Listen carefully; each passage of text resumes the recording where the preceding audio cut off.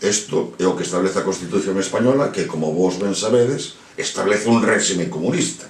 Ben, quero lembrar tamén que os Estados Unidos, que, como vos sabedes, é o paladín do comunismo no mundo, nacionalizou no seu momento a General Motors por considerar que o sector da automoción era estratégico para ese país. Como, por certo, é para Galiza o sector do aluminio. Pois a General Motors foi nacionalizada no seu momento por Estados Unidos.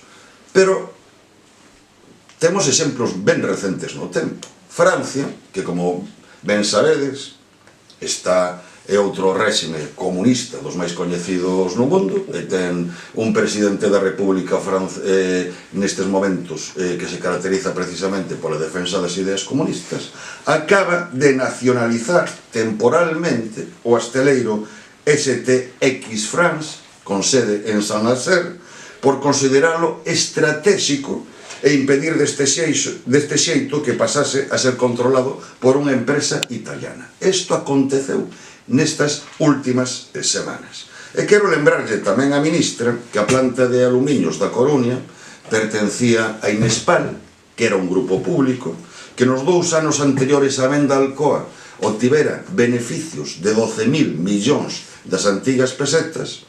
Quero lembrarlle que a venda do grupo Inespal a Alcoa fíxose nunhas condicións tan favorables para o comprador, polas garantías que o acompañaban, que supuxo o Estado perdas por valor de 456 millóns, cando reportaba, insisto, 12.000 millóns de pesetas de beneficio, e quero lembrarlle que aínda por riba Alcoa incumpliu todos os compromisos vencellados á compra.